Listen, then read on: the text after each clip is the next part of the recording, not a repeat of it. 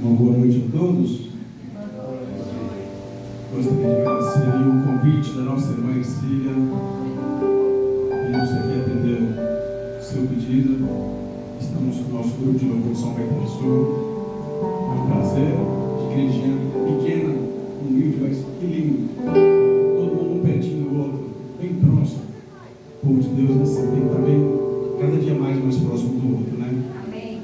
Vamos louvar, para adorar o nosso Deus. E vocês, se conhecerem as músicas, cante conosco, tá? Vamos lá, vamos louvar a Deus?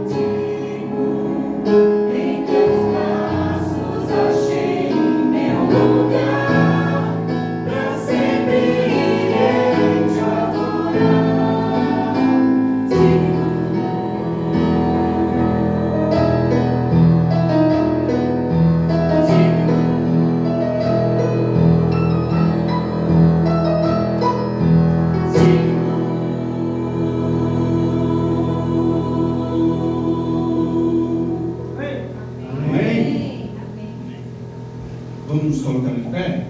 Vamos cantar mais um louvor? A bondade de Deus.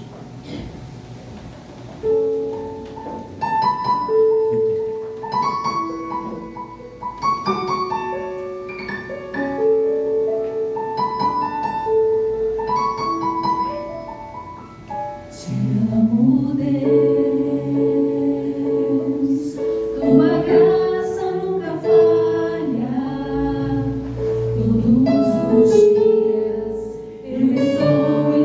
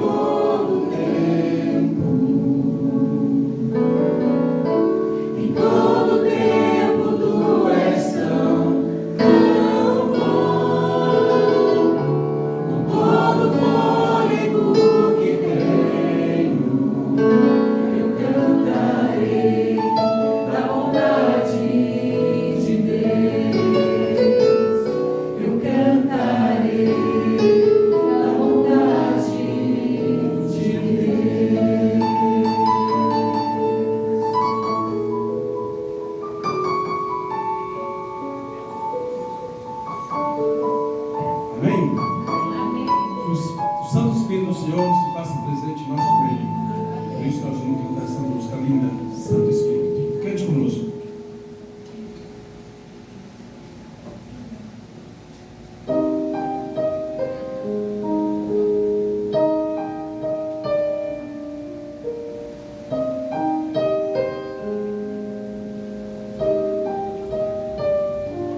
Nós pedimos tua presença entre nós, Santo Espírito de luz. Vem restaurar em nós o teu fogo abrasador, nos trazendo até Jesus. Santo Espírito, enche este lugar, vive em nós. Santo Espírito, enche este lugar, vive em nós.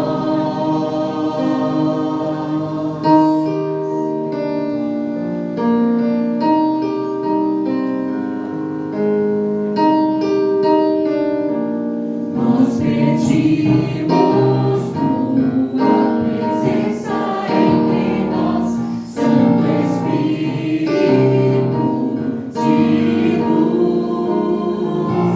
Vem restaurar em nós o teu fogo abrasador, nos trazendo até Jesus. Santo Espírito, enche este lugar, vive em nós.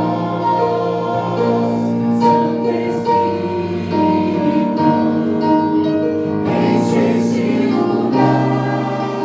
enche este lugar, vive em nós. Venha a nós o teu reino, seja feito o teu querer. Tua unção, tua bênção, nós queremos receber. Venha a nós o teu reino, seja feito o teu querer. Tua unção, tua bênção, nós queremos receber. Venha a nós o teu reino, seja feito o teu querer. Tua unção, tua bênção, nós queremos receber. Venha a nós o teu reino, seja feito o teu querer. Tua unção, tua bênção, nós queremos receber.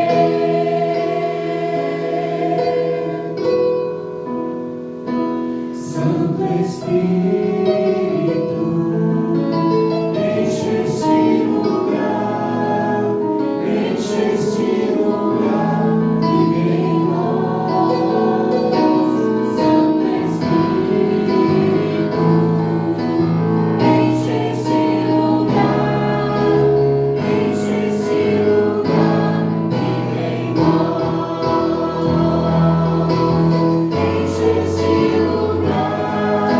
nós. Enche este lugar,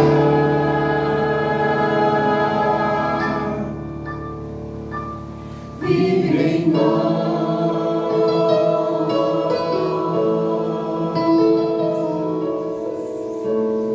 Amém. Amém.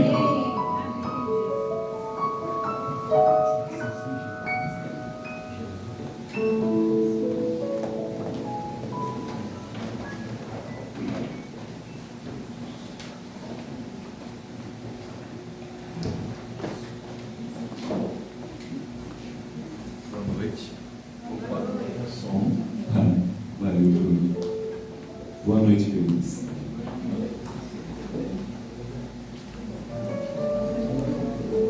Eu tô.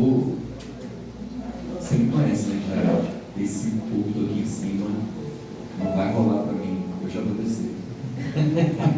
Alguém me ajuda? Desce ele, porque eu tenho algumas anotações aqui que eu preciso. Vamos lá junto comigo?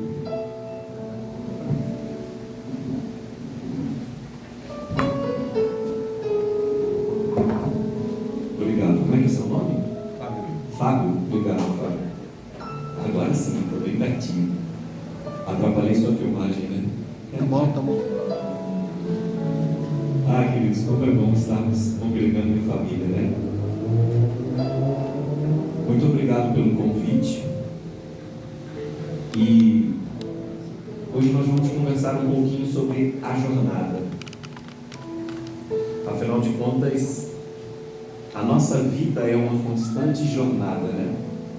Nós caminhamos rumo a tantas coisas. No dia a dia a gente tem a jornada de trabalho, jornada de estudos, jornada de cuidar da saúde, jornada de se alimentar, mas nós cremos em algo que diferencia, em alguém que diferencia totalmente a nossa jornada daqueles que não creem, que é que um dia Jesus voltará a este mundo, né? E voltando a este mundo, ele virá buscar aqueles que, segundo a Bíblia, a sua palavra, tiveram a fé de que ele voltaria e aguardaram ansiosamente por esse dia. Eu quero te convidar a abrir a sua Bíblia no livro de Juízes, capítulo 6. Juízes capítulo 6 vai ser o tema principal da jornada de hoje. Mas antes eu vou dar um pulinho lá em Deuteronômio.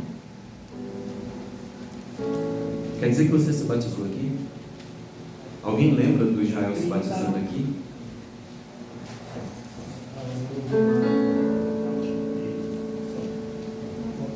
Não foi dessa vez ainda. Não foi, aí. 30 de junho de 2002. 30 de junho de 2002. 22 anos. 22 anos. Quem aqui é dessa época e lembra? Só a senhora? 22 anos.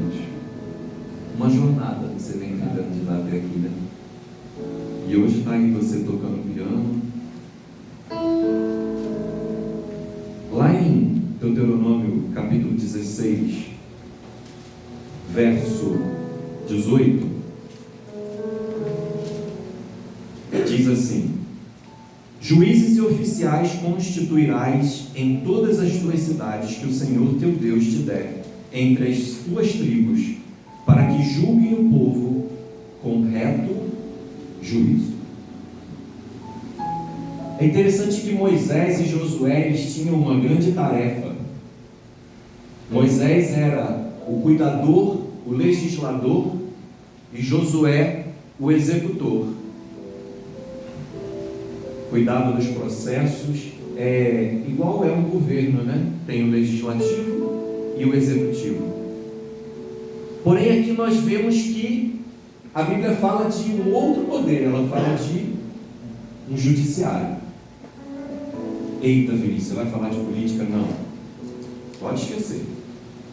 Não vou falar de política. Estou falando da Bíblia. Então não vou falar de político, nem de... Eu estou falando da Bíblia. Ok? Eu só estou te contextualizando o momento. Existia um líder legislativo que era Moisés, Josué o ajudava e depois assumiu.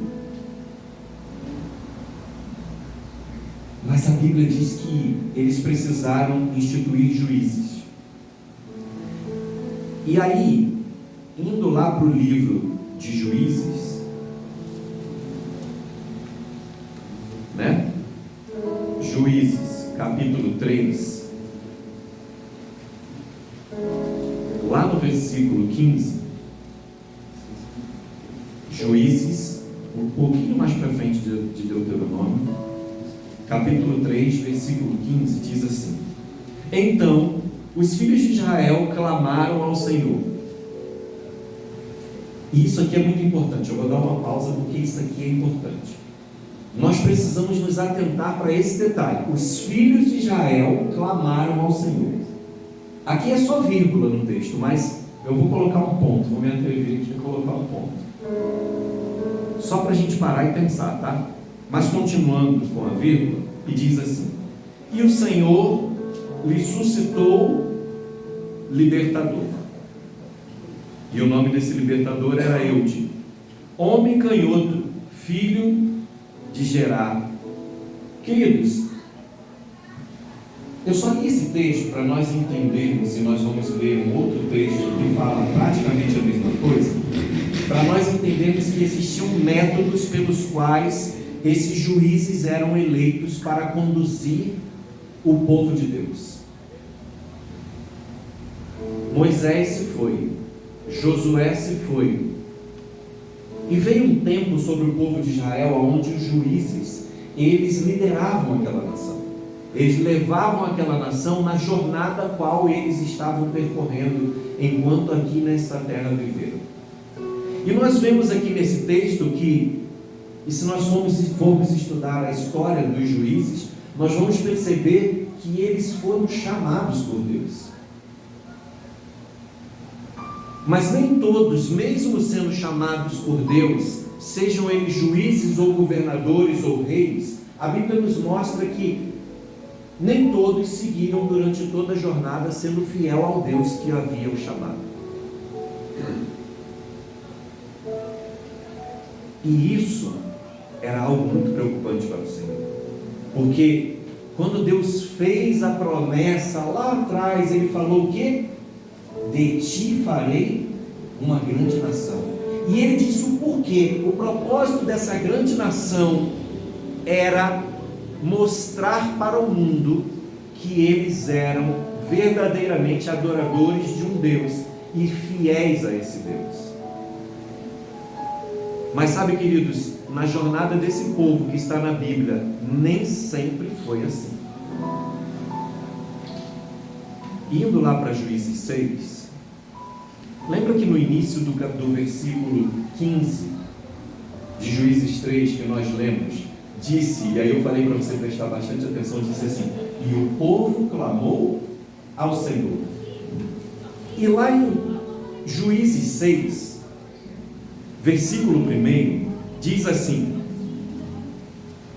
fizeram os filhos de Deus, ou os filhos de Israel, o que era mal perante o Senhor.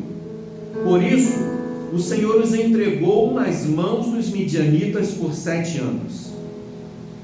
E aí encerra o versículo 1. Como é que é isso? Como é que é isso? Que história é essa? Deus entregou o povo nas mãos de um outro povo? Mas eles não tinham os juízes para os conduzir? Será que Deus é mau? Queridos, perdão porque eu não me apresentei, né? Meu nome é Vinícius. Perdão. Eu, via de regra, quando eu vou abrir a palavra do Senhor, eu fico muito emocionado e emotivo, porque a palavra de Deus, ela fala muito aos nossos corações. E aí esqueci de me apresentar. Inclusive, eu não sei se vocês se apresentaram. Não? Vai deixar para o final? Tá bom. Queridos, que história é essa? De Deus entregar o povo nas mãos de outro povo. Continuando a leitura, para a gente entender um pouco mais isso, diz assim, versículo 2 do capítulo 6 de Juízes: prevalecendo o domínio dos midianitas sobre Israel, fizeram estes para si, por causa dos midianitas, as covas que estão nos montes, e as cavernas e as fortificações, porque cada vez que Israel semeava, os midianitas e os amalequitas, como também os povos do Oriente, subiam contra ele. Que coisa! E continua dizendo assim: e contra ele se acampavam, destruindo tudo, ou destruindo os produtos da terra, até a vizinhança de Gaza, e não deixavam em Israel sustento algum, nem ovelhas, nem bois, nem jumentos, pois subiam com seus gados e tendas, e vinham como gafanhotos em tanta multidão, que não podiam contar nem a eles, nem aos seus camelos, e entravam na terra para destruir. Assim, aliás, eu vou parar aqui. Vocês perceberam que, e a gente já vai ler o versículo 6, vocês perceberam então que a Bíblia diz o quê?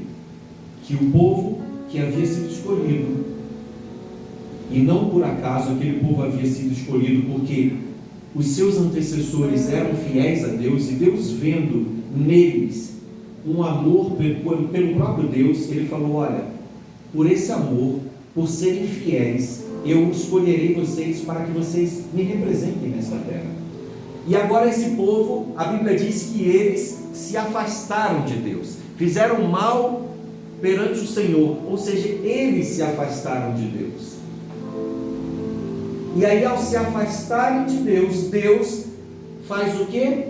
Algo que é muito comum para quem verdadeiramente lida conosco, tratando cada indivíduo de forma única, e Ele dá liberdade. E é nesse contexto que a Bíblia diz que Deus os abandonou, porque na verdade eles haviam abandonado a Deus. E a consequência disso nessa jornada é que eles precisaram cavar esconderijos para esconder o seu alimento. Mas sabe, queridos, o que mais me chama a atenção é o verso 6. Lá no verso 15 do capítulo 3, nós vimos que o povo pediu por um libertador. E olha só o que acontece no verso 6 do capítulo 6. Assim, por conta de tudo que acontecera e que vinha acontecendo nesses 7 anos, Israel ficou muito debilitado com a presença dos midianitas. Então, os filhos de Israel fizeram o quê? Clamaram ao Senhor. E nesse clamor, o que eles pediram mais uma vez? Senhor, perdoa os nossos pecados e nos liberte do jugo dessa escravidão.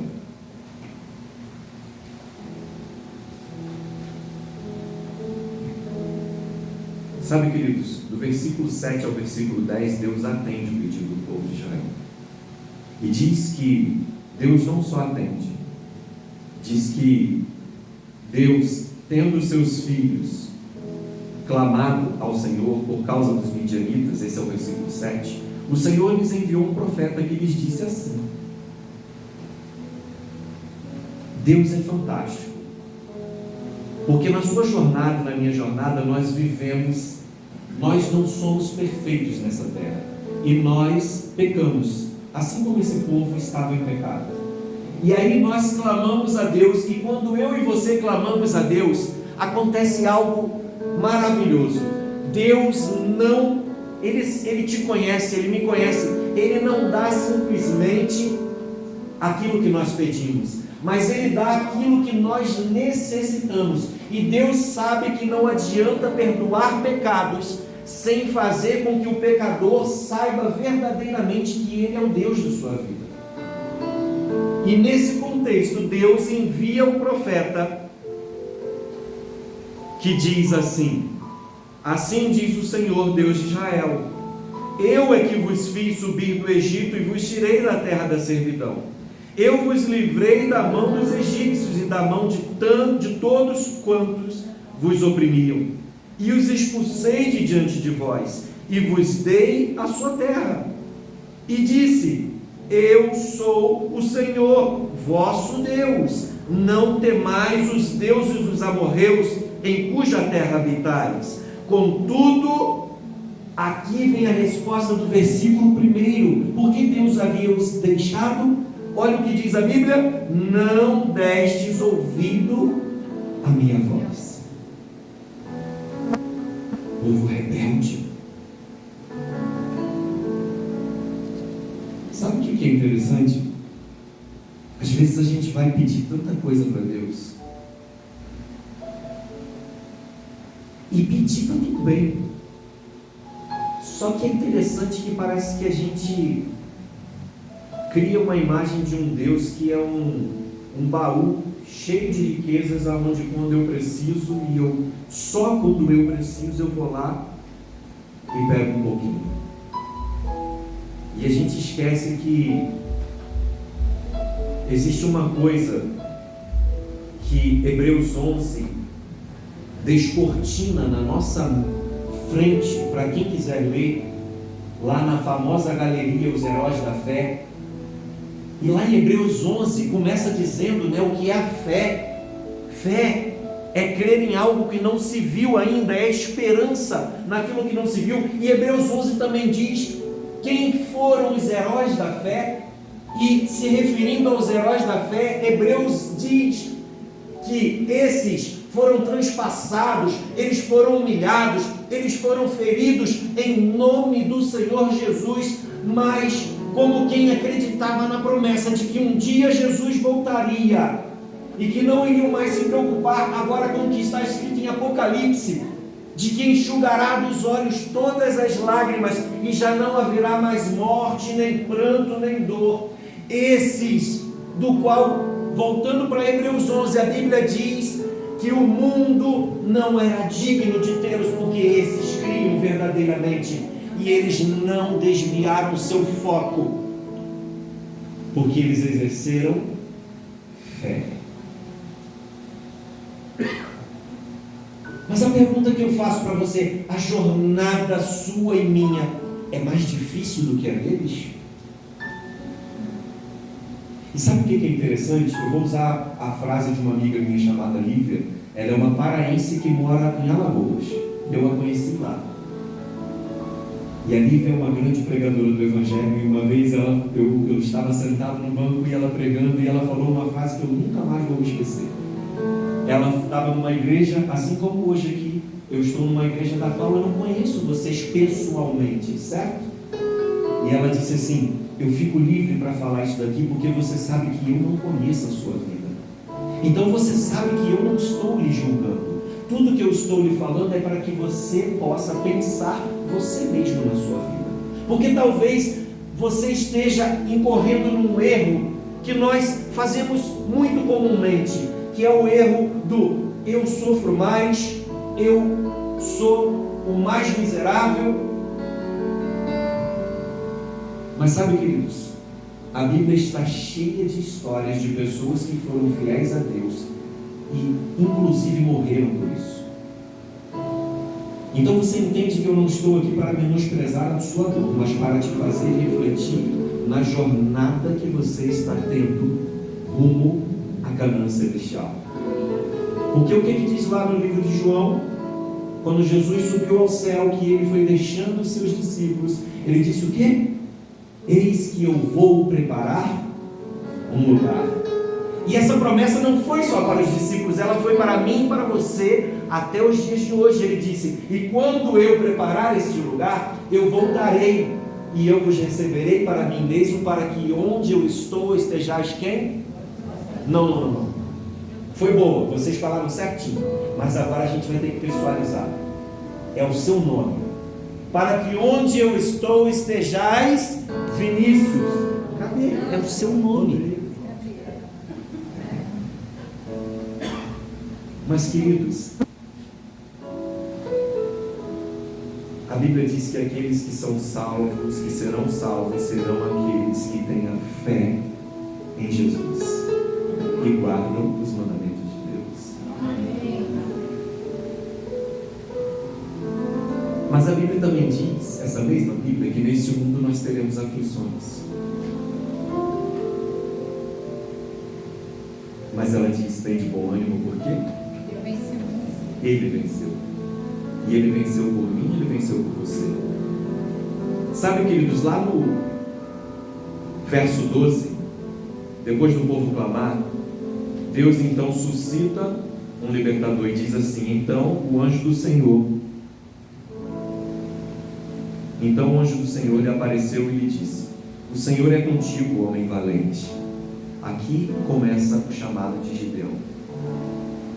Gideão é chamado para conduzir um povo que estava em pecado para o povo que clamou ao Senhor porque reconheceu a sua condição de pecador. e falou: nós não somos nada sem Jesus. Tem até aquela música, acho que é do Leonardo Gonçalves, não, né? Não sou nada sem Jesus. Não é de quem essa música? Do Comúnio. Essa aí. Ele é tudo para mim.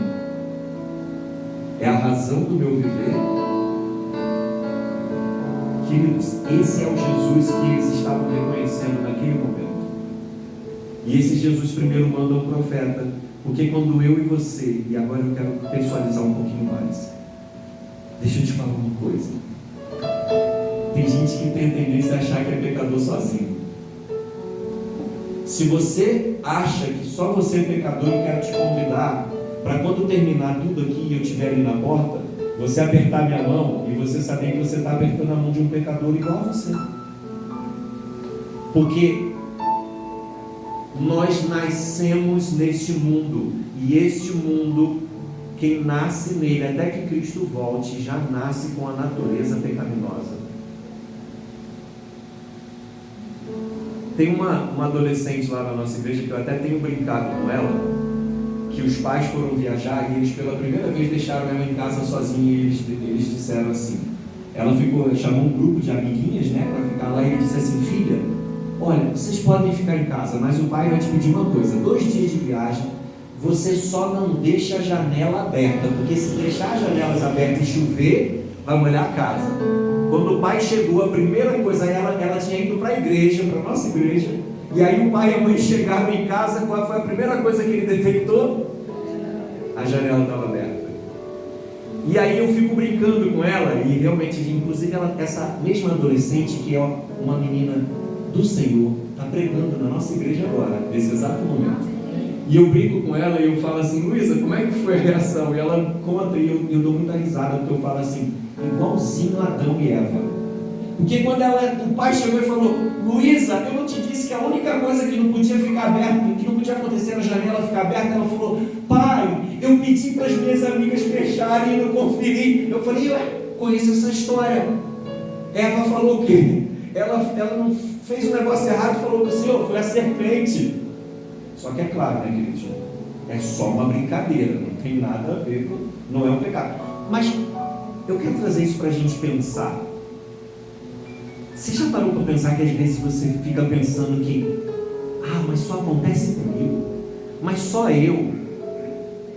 E também às vezes você para e pensa assim: eu sou um pecador, uma pecadora, não tem jeito para mim. Deixa eu te falar uma coisa: você está na mesma jornada que o povo de Israel estava. E quando você clamar e falar: Senhor, eu sei que eu sou pecador, eu sei que eu sou pecadora, mas me liberta do pecado, Ele vai fazer o quê? O que Ele vai fazer? Ele vai te libertar. Porque aonde abundou o pecado, superabundou a graça. E tem aquela outra música, essa eu não sabia, essa eu não é possível que eu não sabia, do Prisma Brasil. Graça simples assim. Não é do Prisma, não? Errei de novo? Errei já. Né? Perdão se recebe, se aceita, enfim. Que letra profunda, né, queridos? Mas sabe, eu preciso acelerar, porque o meu tempo só tem 5 minutos. Tem menos, né? Porque a gente está cantando. São eles quem tem que dizer se eu posso ficar à vontade. Queridos, o povo de Israel clamou ao Senhor. Mas lembra que o Senhor vai fazendo etapas? E assim é conosco também. Mandou o profeta disse, lembrou eles quem era Deus, tirou eles da terra da escravidão, lembrou tudo isso, falou que Deus afirmou ainda o quê? Que Ele continuava sendo seu Deus. Aí Deus vai lá e suscita o libertador. E aí o povo ainda estava apegado. E lá nos versículos 25 a 32 do capítulo 6 de Juízes, Deus dá a primeira missão para Gideão. E sabe o que é mais interessante? Quando eu e você pedimos a Deus que nos liberte do mal que existe em nós, do pecado, do qual eu e você não conseguimos sozinho, ele começa a operar coisas que talvez vai te incomodar. E não foi diferente do povo de Israel, porque lá no versículo 25 ao 32, diz assim: naquela mesma noite lhe disse o Senhor: toma um boi que pertence a teu pai, a saber, o segundo boi de 7 anos, e derriba o altar de Baal, que é de teu pai, e corta o poste ídolo que está junto ao altar. Queridos, aquele povo clamou ao Senhor, mas eles ainda tinham adoração aos deuses falsos, e Deus sabia que precisava operar. O primeiro milagre não era libertar eles da opressão, mas libertar eles deles mesmos. E é interessante que a história continua. Então Gideão, versículo 27, então Gideão tomou 10 homens dentre os seus servos e os fez como o Senhor dissera, temendo ele, porém, a casa de seu pai e os homens daquela cidade não o fez de dia, mas de noite. Olha que coisa, eles clamaram ao Senhor, mas eles ainda estavam apegados a seus pecados, ao ponto de Gideão temer. Levantando-se, versículo 28, levantando-se, pois, de madrugada, os homens daquela cidade, eis que estava o altar de Baal derribado e o poste que estava junto dele cortado, e o referido segundo boi fora oferecido no altar edificado. E uns aos outros diziam: quem fez isto? E perguntando e inquirindo disseram: Gideão, o filho de Joás, fez esta coisa. Então os homens daquela cidade, eles se reuniram, e aí você vai lendo aí, eles foram lá e questionaram a Joás, e eles disseram, a Bíblia diz: traz para fora Gideão, que nós vamos matá-lo. Mas, queridos, quando eu e você clamamos a Deus, deixa eu te falar uma coisa. Se você quer que Deus transforme a sua vida espiritual, eu não estou falando aqui de teoria da prosperidade, não. Eu estou falando de salvação. Assim como eu disse lá no início que eu não estava falando de política, eu não estou falando de teoria da prosperidade, eu estou falando de salvação. Eu vim aqui hoje para falar para mim e para você, pecador, sobre salvação. Então, quando um pecador se ajoelha e fala: Senhor, me perdoe, ele começa, lembra o que eu falei? A incomodar aquilo que eu e você precisamos mudar. E aí o que acontece? A nossa mente começa a reagir, e parece que a gente esquece que é pecador, e parece que a gente tem tanto prazer no pecado, que o que aqueles homens falaram? Vamos matar quem fez isso. Mas aí acontece algo maravilhoso, porque lembra, você clamou, Deus atendeu o seu clamor, e Ele envia o Espírito Santo, assim como Ele fez aqui com Gideão, que o seu próprio pai, usado pelo Espírito Santo, disse assim: quem somos nós para pelejar em nome desse Deus? Se Ele é Deus, por que Ele permitiu que isso fosse feito? E ali, aqueles homens se lembram do seu clamor, e a Bíblia diz que eles começam a seguir a Gideão. Gideão tinha uma grande empreitada, queridos.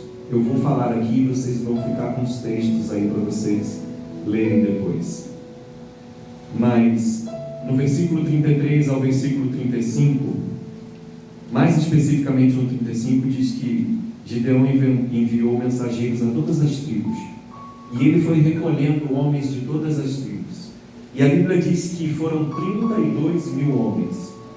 E a Bíblia diz ainda mais que Deus, quando olhou aquela multidão de 32 mil homens, Deus olhou e falou o quê? Esses vão se gloriar no nome deles mesmos, se eu deixar eles vencerem essa batalha com essa quantidade. E a Bíblia diz que Deus diz para Gideão virar para aquela multidão e falar assim: olha, quem tiver com saudade de casa, quem tiver com medo e outras coisas mais, levante a sua mão. E aqueles que levantaram a mão, o número foi só de 22 mil que levantou a mão de primeira. E aí Deus diz o quê? Dispensa esses 22. Mas ainda não estou satisfeito, Gideão. Vai lá, desce no rio, e aqueles que beberem água feito cão, você separa, que é lambendo, né? Você separa para um lado, e os que beberem água calma. Queridos, eles estavam em zona de guerra. Você imagina, em zona de guerra um soldado vai beber água com toda a calma do mundo? Mas olha que coisa interessante, eu e você estamos em zona de guerra hoje, mas tem gente que ainda sai de casa sem falar com Deus.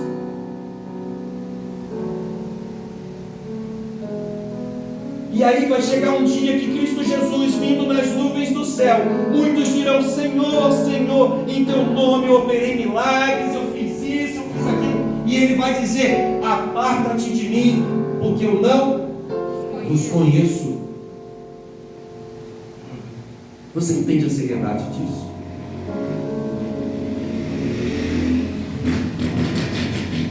No capítulo 7, do versículo 1 ao 7, acontece essa peneira que eu falei para vocês, aonde dos 10.000 que sobraram, 9.700 beberam a água calmos e tranquilos, e apenas 300 beberam água vigiando. Queridos, quando eu vejo isso aqui, eu não tinha pensado nisso, não, eu não lembro de cabeça o texto, mas no meu celular tem um texto que eu carrego sempre comigo, de Ellen White, que diz assim, que a igreja, muitos da igreja não estão verdadeiramente convertidos, e que nós devemos fazer a obra individualmente. Nós devemos orar mais e falar menos, agir mais e falar menos. Mas pulando lá para o versículo 9, versículo 9, versículo 12, e depois no capítulo 8, versículo 10, se você ler esses textos, você vai ver que a Bíblia relata quantos eram os soldados inimigos. Eram só 1.000. Os soldados inimigos, era mais ou menos, para quem não sabe, vocês me perdoem, eu vou usar o meu amigo como exemplo. Ele fez o implante capilar, e eu já estou falando. Os soldados do exército de Gideão eram igual ao seu cabelo hoje. Só que os soldados dos exércitos inimigos eram igual ao seu cabelo daqui a um ano. Era tanto que você vai fazer tudo, você tanto sonha, jogar assim. Queridos, eram só 135.000. Sabe quanto que dá a conta? 300 para 135.000, 450 para 1. Ah, se fosse para mim ia ser facinho. Eu sou fortão. Deus estava cumprindo o seu propósito. Eu quero só ler com você o último texto. Capítulo 7, versículo 16 em diante. Diz assim: então, só antes de eu ler, aliás, vocês já entenderam, né? 32.000 homens foram recrutados no exército de Gideão. Na primeira peneira, 22.000 saíram. Na segunda, 9.700, sobraram 300. O exército que vinha contra eles era de 135.000. E se você ler, pega depois para ler, do capítulo 6 ao capítulo 8 de Juízes, você vai ver que a Bíblia diz que eles eram tantos que não se dava para contar, mas ela relata quantos eram. Mas ela diz que olhando assim, a pessoa desesperava, em outras palavras, porque não dava para saber a contagem exata. Mas a Bíblia diz a contagem, ok? Então leiam, vocês vão ver que eram 135.000. Mas no versículo 16 diz assim: então repartiu os 300 homens em 3 companhias e deu-lhes a cada um nas suas mãos trombetas e cântaros vazios, com tochas neles. E disse-lhes: olhai para mim e fazei como eu fizer. Chegando eu às imediações do arraial, como fizer eu, assim fareis. Quando eu tocar a trombeta, todos os que comigo estiverem, então vós também tocareis a vossa trombeta ao redor de todo o arraial, e direis: pelo Senhor e por Gideão. Chegou, pois, Gideão aos 100 homens que com ele iam, às imediações do arraial. Eu vou só relatar daqui para frente, que o tempo já não dá mais. Eles tocaram a trombeta, e aqueles homens começaram lá de cima, eles tocaram a trombeta, acenderam as tochas, gritaram, e aqueles homens lá embaixo começaram a lutar entre eles. Deus confundiu a sua visão e a sua mente, e aqueles 300 não precisaram sacar a espada para descer lá para lutar. Amém. Esse é o poder do Senhor para aqueles que clamam e pedem que Ele atue, perdoando seus pecados e mudando a sua vida.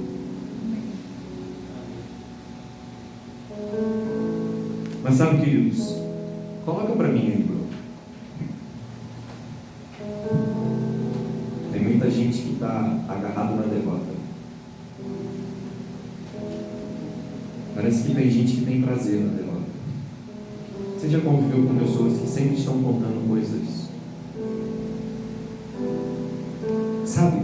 Nunca coisa boa, sempre coisa ruim. Da vida dela mesmo, sempre está mal.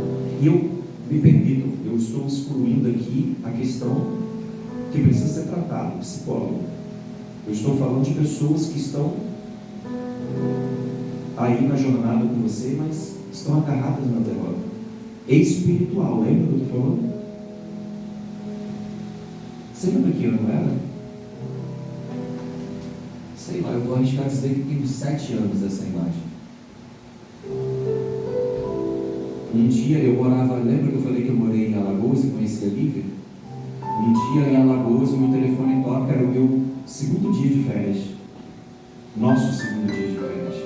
Nosso telefone toca e 2 jovens da igreja estavam voltando de um camporim, de uma cidade, eu acho que elas estavam no Ceará, se eu não me engano, estavam voltando para Alagoas. Elas tinham ido participar do camporim, estavam voltando junto com outros 2 jovens, 4 amigos. E você está vendo aí o que aconteceu.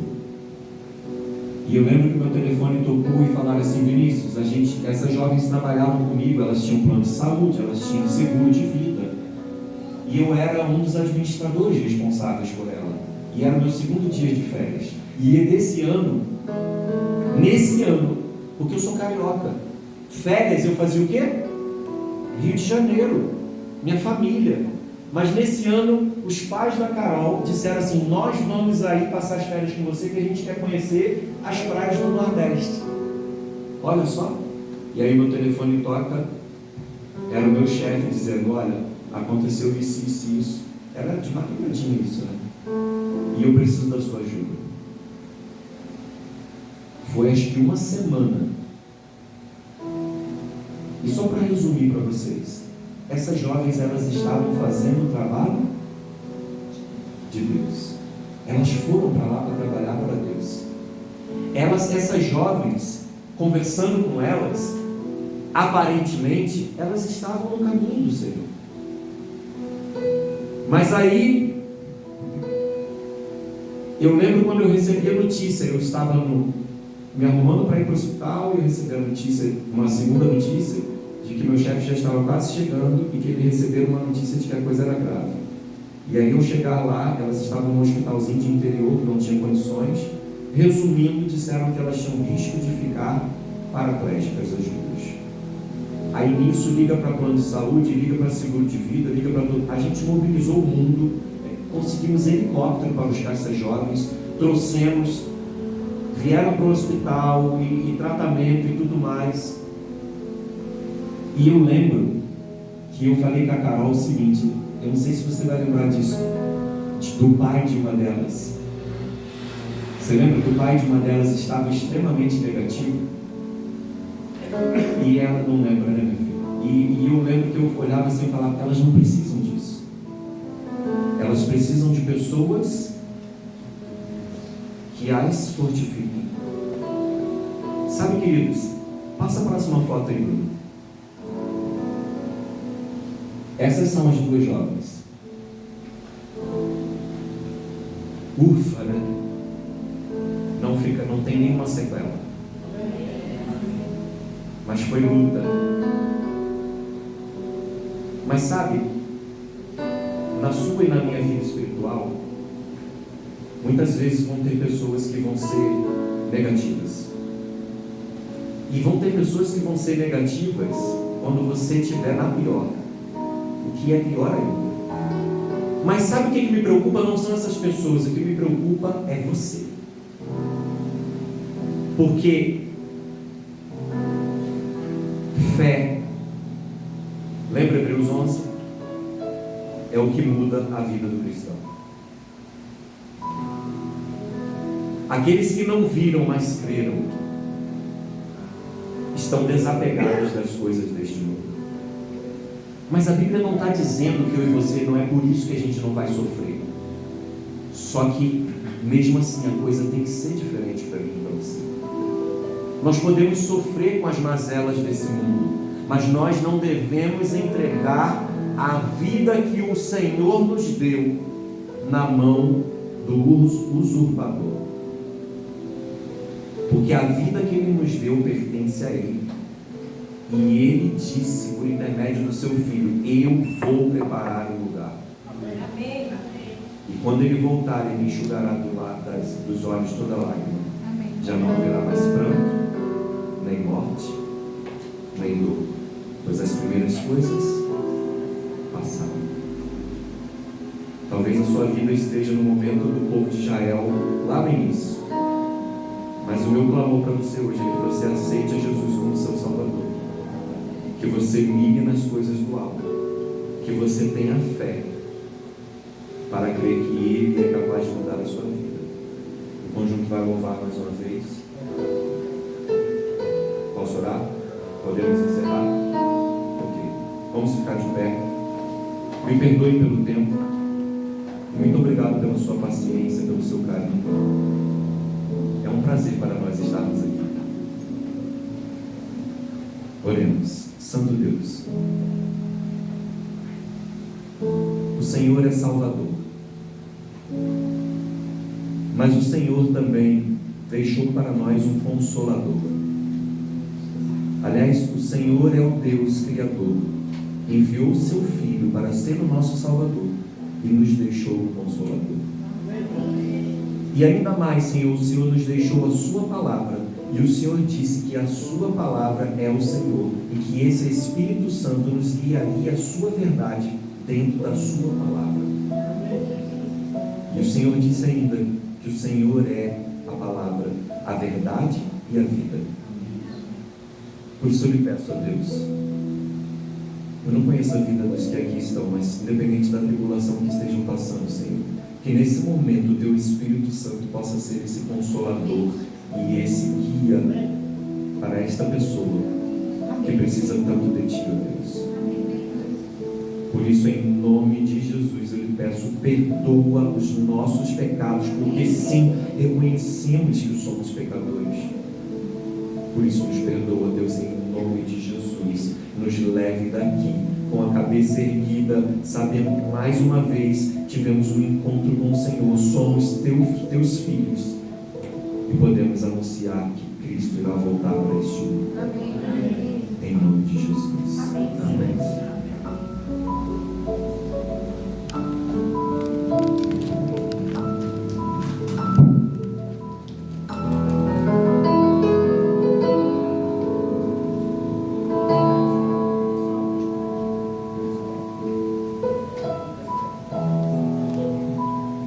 Vamos cantar o louvor da saída. Que Deus nos abençoe nesta noite.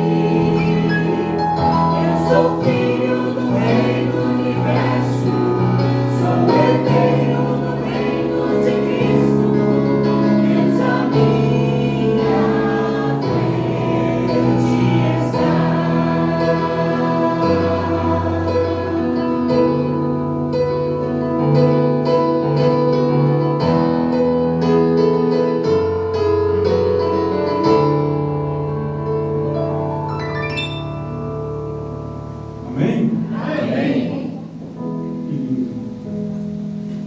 Que igrejinha linda, que igrejinha gostosa de ficar aqui, aconchegante, né? Minha mãe tem uma igrejinha dessa lá no norte de Minas, lá no interior. No quintal da casa dela tem uma igrejinha bem parecida. Cabe mais ou menos a mesma quantidade de pessoas. É uma bênção, né? Eu queria morar pertinho de uma igreja dessa, tá? Parece que aqui é tudo mais fácil, né? Tudo mais tranquilo, a comunidade assim, é uma delícia. Eu vou apresentar o nosso grupo. O nosso grupo é composto pela Carol Contralta, esposa do pregador Vinícius. Eu sou o I, eu faço marido. Eu sou a esposa da Dilsa. Ela faz soprano. A Gabi é soprano, também é esposa do Rodrigo e é o tenor. E aqui é o nosso maestro, é o queridão Israel, é o nosso professor, sempre. Sou namorado da Bela, que está ali, ó. Exatamente, namorado da Isabela, que está ali, de olho nele. É isso. Gente, foi um prazer estar aqui hoje. Que possamos voltar mais vezes aqui, certo? E foi um prazer cantar para vocês e cantar principalmente para Jesus. Amém. Vocês tenham uma semana abençoada. Uma boa noite.